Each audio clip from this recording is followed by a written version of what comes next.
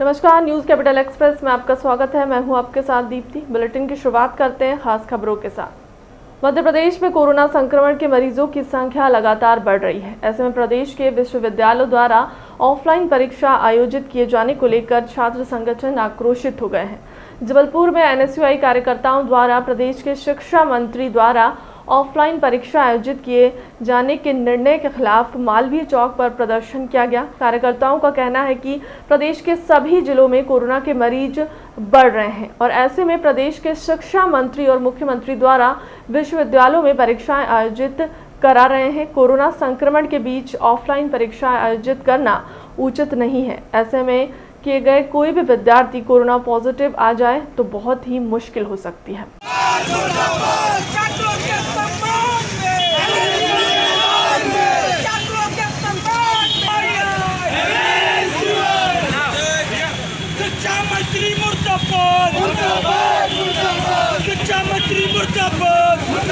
Corona के प्रकरण बढ़े हैं। हम एनएसयूआई छात्री पूरे मध्य प्रदेश में माननीय मुख्यमंत्री एवं उच्च शिक्षा मंत्री से ओपन बुक परीक्षा की मांग को लेकर रोज प्रदर्शन कर रहे हैं, ज्ञापन दे रहे हैं, लेकिन अभी तक उच्च शिक्षा मंत्री सोए हुए हैं। वो लगातार छात्रों के कोरोना पॉजिटिव निकलने के बाद ऑफलाइन परीक्षाएं आयोजित करवाने के निर्णय पर अड़े हुए हैं। उन्हीं सब को लेकर हम आज मालवीय चौक में उच्च शिक्षा मंत्री एवं मुख्यमंत्री का पुतला दहन किए एवं उनसे मांग करते हैं कि छात्रों की सुरक्षा को देखते हुए ओपन बुक या ऑनलाइन परीक्षाएं आयोजित करवाई जाएं। अदनान अंसारी, जिला उपाध्यक्ष एनएसयूआई। आज भारतीय राष्ट्रीय छात्र संगठन की जिला इकाई के द्वारा जिस तरीके से लगातार कोविड एक बार फिर से पूरे शहर में ना कि पूरे विश्व में अपने पैर पसार चुका है, उसी क्रम में एनएसयूआई की लगातार ये मांग है कि जो भी परीक्षाएं होने वाली हैं उनको ऑनलाइन कराई जाए। लेकिन मध्य प्रदेश की सरकार एक तानाशाही रवैया अपना बैठा है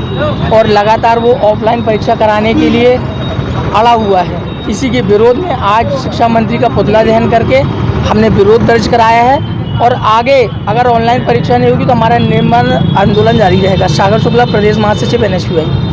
कोतवाली थाना पुलिस ने जानकारी देते हुए बताया कि पुलिस को सूचना मिली कि एक युवक अमन चौधरी गोपाल आर्केड के पीछे पड़ी खाली जगह पर काली पन्नी में नशीले इंजेक्शन लेकर बेचने की फिराक में खड़ा है। वहीं पुलिस ने युवक को गिरफ्तार करने तत्काल कार्रवाई हेतु टीम गठित करते हुए मौके पर दबिश दी गई, जहां अमन चौधरी को गिरफ्तार करते हुए उसके पास से 20 नशीले इंजेक्शन जब्त कर कार्रवाई की गई।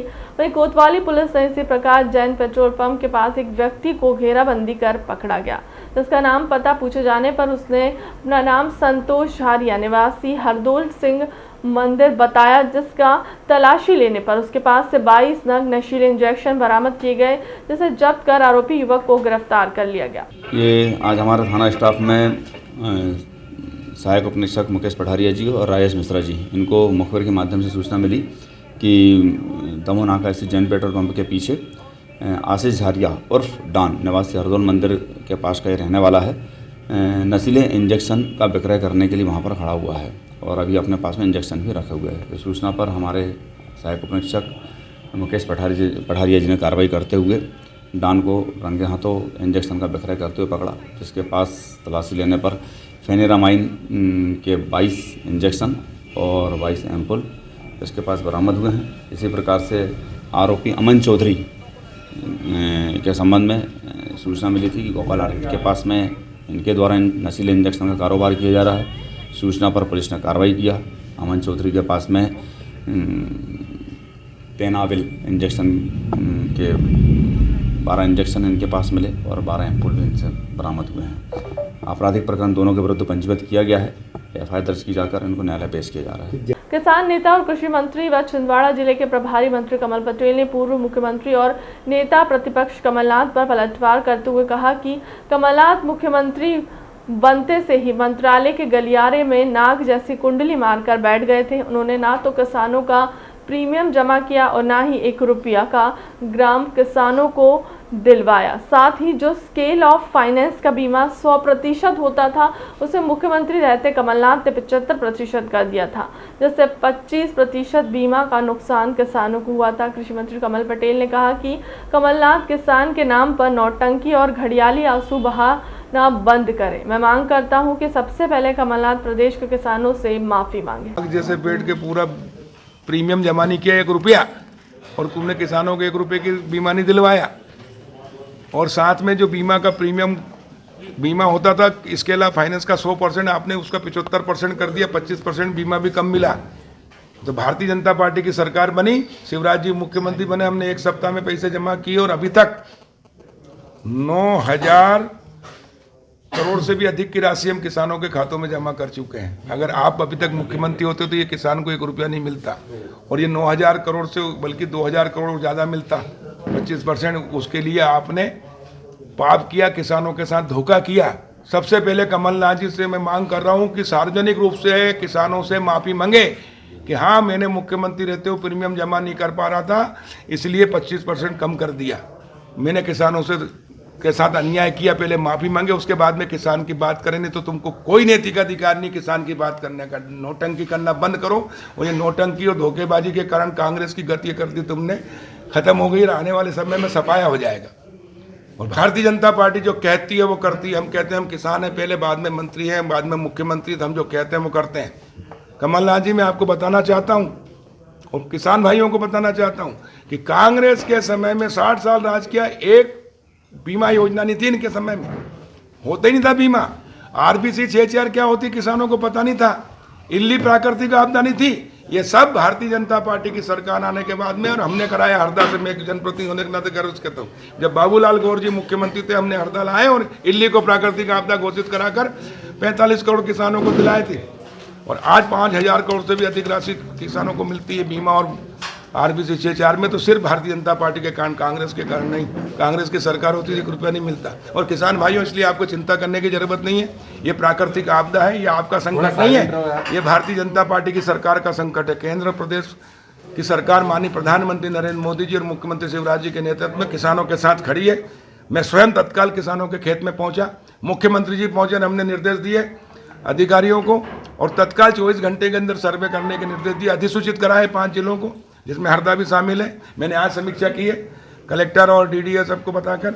मैं बताना चाहता हूँ, कमलनाथ जी, घड़ियालू आंसू बहाना बंद करो। जनता तुमको पहचानती है। तुम जब मुख्यमंत्री थे तो तुमने 18 का 19 का नाग जैसे पेट के पूरा प्रीमियम जमा नहीं किया 1 रुपया, और तुमने किसानों को 1 रुपये की बीमा नहीं दिलवाया।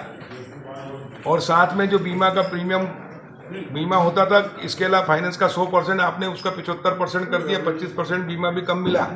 कांग्रेस के पूर्व मंत्री विधायक जीतू पटवारी ने किया बीजेपी सरकार पर हमला। शराब नीति को लेकर बोले, सरकार घर घर मोहल्ला मोहल्ला शराब बेचने की नीति बनाई है। मुख्यमंत्री ने 4 बार बंद मुख्यमंत्री रहते हैं, पहले व्यापम, उसके बाद खनिज, उसके बाद शराब को बढ़ावा देने का काम किया है। मध्य प्रदेश की जनता कभी माफ नहीं करेगी शिवराज सिंह चौहान को। घर घर दारू घर घर बार वाली कहावत चरितार्थ की है। तो हम उपलब्ध कराएंगे। आप अच्छे काज के लिए काम करोगे, हम साथ देंगे, पर झूठ बोल के मध्य प्रदेश की जनता को ठगो मत। अंतिम पारी खेल रहे हैं शिवराज सिंह चौहान, अंतिम पारी।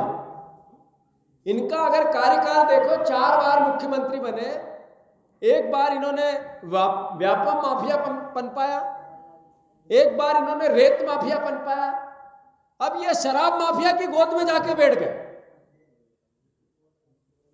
घर घर दारू, घर घर बार, मदिरा प्रेमी मामू सरकार समझ से परे है। डीजल पेट्रोल के दाम बढ़ेंगे, शराब के दाम 20% घटेंगे। कमलनाथ जी ने शराब माफियाओं पर कार्रवाई की थी और अद्भुत की थी, उल्लेखनीय की थी, जो आपने और हमने देखा है। और शिवराज जी ने घर घर माय होम जैसी होटल बनाने का प्रयास किया है।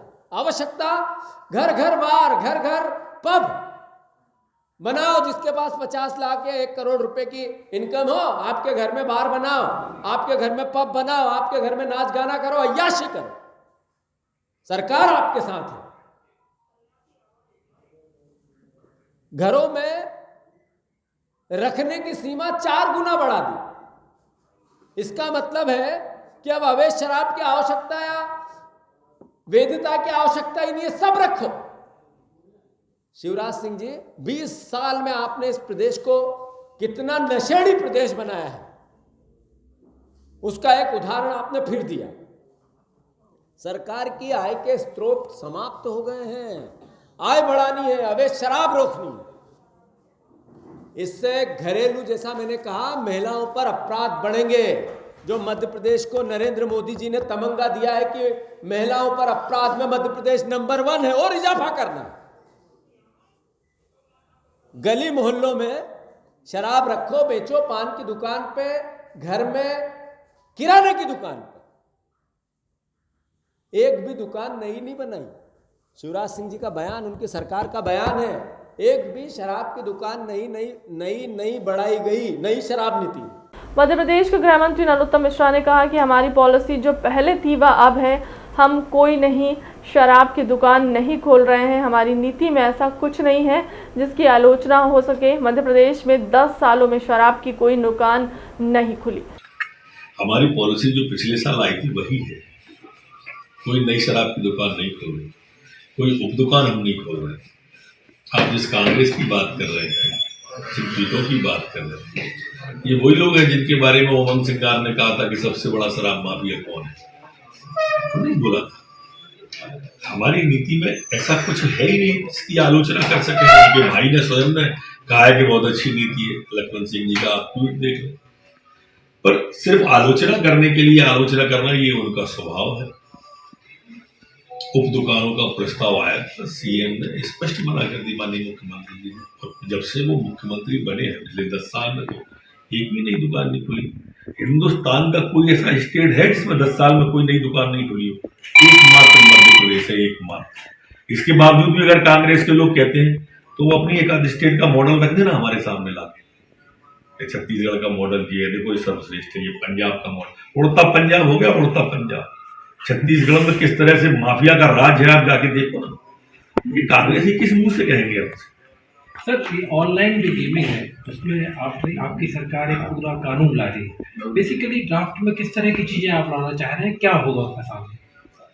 ऑनलाइन गेम के कारण से हम सब, आप भी देख रहे हैं, हम भी देख रहे हैं कि हमारे बच्चे जो है गलत दिशा पकड़ लेते हैं और कई बार तो आत्महत्या तक चले जाते हैं। हम इस ऑनलाइन गेम को मूल रूप से या तो प्रतिबंधित करेंगे अथवा उसमें कोई एक ऐसा बिंदु लाएंगे जिससे कि वो जांच का विषय पहले हो। उनकी जांच हम कभी भी कर सकें जिस बिंदु की शिकायत मिले। ऐसी कई चीजें हम उसमें जोड़ रहे हैं जो कर्नाटक और दूसरे प्रदेशों में आई है। उसका एक फिल्टर ड्राफ्ट आपके सामने कुछ एक हफ्ते, एक महीने में आ जाएगा। डूब प्रभावितों की समस्याओं व पीड़ितों को न्याय दिलाने के लिए कल 21 जनवरी को पूर्व मुख्यमंत्री दिग्विजय सिंह, मुख्यमंत्री शिवराज सिंह चौहान के घर के बाहर धरने पर बैठेंगे। मध्य प्रदेश के मुख्यमंत्री जी के पास मध्य प्रदेश के डूब में आने वाले किसानों से मिलने का समय नहीं है। उनके पास भूतपूर्व मुख्यमंत्री और वर्तमान राज्यसभा सांसद से मिलने का समय नहीं है।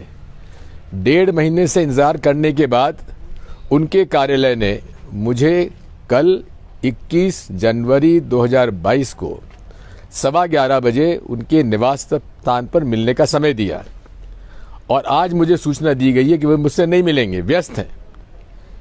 अब मैं तो उनके घर के सामने धरने पर कल सुबह 11:15 बजे बैठूंगा। नहीं मिलेंगे तो मुझे ऐतराज नहीं, मैं वहीं बैठूंगा। गिरफ्तार करना है गिरफ्तार कर लीजिए, लेकिन इस प्रकार का बर्ताव आपको महंगा पड़ेगा, बताए दे रहा हूं शिवराज सिंह जी। जबलपुर 19 जनवरी जनता दल यू के जिला कार्यालय में आज बड़ी तादाद में दूसरे दल से सदस्य छोड़ जदयू में शामिल हुए। कार्यकर्ता जिलाध्यक्ष सुभाष जायसवाल ने एक विज्ञप्ति में बताया है कि आज जनता दल यू के सिद्धांत आदर्शों पर प्रभावित होकर बड़ी संख्या में भाजपा और कांग्रेस की विचारधारा से अलग होकर नीतीश के नेतृत्व और नीतियों से प्रभावित होकर जदयू की सदस्यता ग्रहण की। इसमें विशेष रूप से भाजपा से वरिष्ठ उद्योगपति रवि प्रकाश जायसवाल, कैंटोनमेंट क्षेत्र से भाजपा के वरिष्ठ पदाधिकारी रहे स्वर्गीय गोपाल सेठ की सुपुत्री प्रचार्य रही, जिसमें युवा कार्यकर्ता आकाश और रोहित ने अपने साथियों सहित जदयू की सदस्यता ग्रहण की है। भारतीय जनता पार्टी से जुड़े थे, वो सामाजिक कार्यकर्ता थे और परोपकार से जुड़े हुए थे और समाज के लिए काफ़ी अपना योगदान देते थे। इसी विचारधारा से प्रभावित हो। जबलपुर में आज जनता दल यू की भारी संख्या में सदस्यों का सदस्यता ग्रहण करवाई गई और विशेषकर उल्लेखनीय यह है कि समाजवादी विचारधारा से प्रभावित होकर जबलपुर के प्रतिष्ठित व्यवसायी श्री रवि जायसवाल जी जनता दल यू के सदस्यता ग्रहण किए हैं और भूतपूर्व प्राचार्य रुचि सेठ जो कि नासिक में एक बहुत बड़े स्कूल की प्राचार्य रही है, वो उनके पिताजी भी भाजपा से जुड़े रहे हैं और उपकार नाम की कोई संस्था भी उनकी एक चलती थी। सामाजिक विचारधाराओं का, समाज सेवा का उनका एक बहुत बड़ा प्लेटफॉर्म रहा है और जनता दल यू की विचारधारा से प्रभावित होकर विशेषकर शराबबंदी और महिला सशक्तिकरण और पिछड़ा वर्ग के लिए संघर्ष की नीतियों से प्रभावित होकर आज भारी संख्या में लोगों ने सदस्यता ग्रहण की और उन्होंने इस बात का एक संकल्प लिया हमारे साथ कि जनता दल यू के विकास के लिए और इसके माध्यम से, इनकी नीतियों के माध्यम से देश की सेवा करने का संकल्प लिया गया और हम सब साथ में मिलकर के इस बात के लिए संघर्ष लगातार करते रहेंगे। राजधानी पुलिस ने जुलाबदर बदमाश को गिरफ्तार किया है। बदमाश कपिल जुलाबदर होने के बाद भी राजधानी के निशातपुरा क्षेत्र में रह रहा था। आरोपी पर राजधानी के कई थानों में 10 से ज्यादा अपराध दर्ज हैं। राजधानी भोपाल में कमिश्नर प्रणाली लागू होने के बाद पुलिस जुलाबदर बदमाश और हिस्ट्री शीटर बदमाशों पर निगरानी बढ़ा दी है। इसी कड़ी में भोपाल के निशातपुरा थाना क्षेत्र से क्राइम ब्रांच पुलिस ने जिला बदर बदमाश कपिल पाल को गिरफ्तार किया है। आरोपी कपिल पाल के खिलाफ भोपाल के अलग अलग थाना क्षेत्र में 10 से ज्यादा अपराध दर्ज हैं। जी, दरअसल आरोपी कपिल पाल हैं निशातपुरा के। इनके विरुद्ध जो है जिला बदर का प्रकरण जो है बनाया गया था और हमारे सीनियर्स के द्वारा इंस्ट्रक्ट किया गया था कि अभी जो भी जिला बदर के आरोपी हैं उन सभी पे जो है रेगुलर जो है निगाह रखी जाए। इसी के तारतम्य में इसको जो जिला बदर के उल्लंघन पे जो है गिरफ्तार किया गया है और इन पे जो सेक्शन 14 है मध्य प्रदेश राज्य सुरक्षा अधिनियम, इसके तहत जो इसके ऊपर कार्रवाई की जाएगी। आगे भी ये प्रयास रहेंगे कि जो भी फरारी बदमाश है, इनाम बदमाश है और जिला बदर के जितने भी आरोपी हैं उनके ऊपर धरपकड़ पे जो है रेगुलरली जो है क्राइम ब्रांच और भोपाल पुलिस जो है वो काम करती रहेगी। ऐसे कितने अपराधी हैं जिनके ऊपर इस तरह के मामले लगाए जाएंगे या पूरे थाना क्षेत्र में हर जगह पे ये लोग हैं? जी, दरअसल जो है अभी जिला बदर की जो है डेटा जो है कलेक्ट की जा रही है और जो भी अभी एक्टिव नए जिला बदर भी जो है किए जा रहे हैं, इन सभी की जो है डेटा जो है क्राइम ब्रांच में भी इकट्ठा की जा रही है और हम जो है रेगुलरली आपको अपडेट भी करते रहेंगे। और कोई भी ऐसे जो है आरोपी अगर हैं, कोई भी इनफैक्ट जिला बदल उन पर लगाया गया है, उनकी रेगुलर सर्चिंग करते रहेंगे ताकि वो उल्लंघन तो नहीं कर रहे हैं, इसकी जो है रेगुलर चेकिंग होती रहेगी। आप कर पाए क्योंकि वो भी आते हैं, फिर आने के बाद फिर अपराध करते हैं, तो उन पर प्रॉपरली जो मॉनिटरिंग होना चाहिए वो शायद वो मॉनिटरिंग पुलिस नहीं कर पाती है। तो उस पर आप किस तरह की मॉनिटरिंग? दरअसल जेल रिहाई की मॉनिटरिंग जो है क्रिमिनल ट्रैकिंग सिस्टम से होती है। अभी जो है रेगुलरली जो है क्रिमिनल ट्रैकिंग में सभी जेल रिहाई को जो है चेक कराया जा रहा है और ये प्रयास किया जा रहा है कि वो जेल रिहाई जो कि जेल से रिहा होने के बाद तत्काल घर अपने नहीं पहुंचते हैं या कुछ दिनों तक घर नहीं पहुंचते हैं, उनकी वेयर अबाउट्स जो है क्राइम ब्रांच उस पर काम कर रही है और बाकी जगहों पे जो है थाने को भी जो है हमने कॉन्फिडेंस में रखते हैं। रेगुलरली हम लोग वाहन चोर, नकबजन, NDPS, आर्म्स एक्ट, अड़ीबाज, इन सब के जो भी जेल रिहा होते हैं उन थानों को देते हैं और थाने जो है उनकी पूरी की पूरी वेयर अबाउट चेक करके जो है हमें वापस क्राइम ब्रांच। फिलहाल के लिए अब तक की खबरों में इतना ही। देश दुनिया की तमाम बड़ी खबरों के लिए बने रहे हमारे चैनल के साथ। नमस्कार।